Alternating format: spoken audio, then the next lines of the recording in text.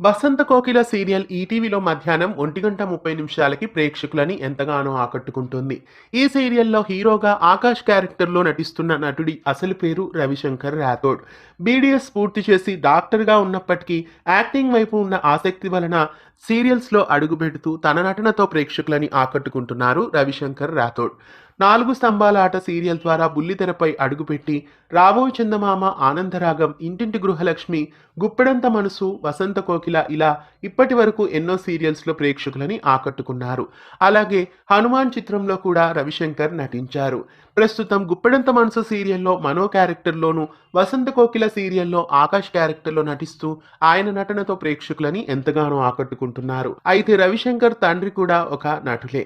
ఆయన కూడా అందరికీ సుపరిచితులే.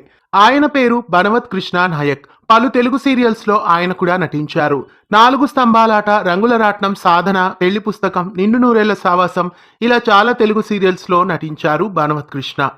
బనవత్ కృష్ణ నాయక్ అలాగే రవిశంకర్ రాథోడ్ ఇద్దరూ కలిసి 4 స్తంభాలాట సీరియల్లో కూడా నటించారు. రవిశంకర్ రాథోడ్ ఇంకా ఫ్యూచర్ లో ఇలాగే ఎన్నో ప్రాజెక్ట్స్ లో నటించి కెరీర్ లో మునుముందుకు దూసుకెళ్లాలని కోరుకుందాం. ఇలాంటి మరెన్నో ఆసక్తికరమైన అప్డేట్స్ కోసం ఛానల్ ని సబ్స్క్రైబ్ చేసి పక్కనే ఉన్న బెల్ ఐకాన్ ని యాక్టివేట్ చేయండి.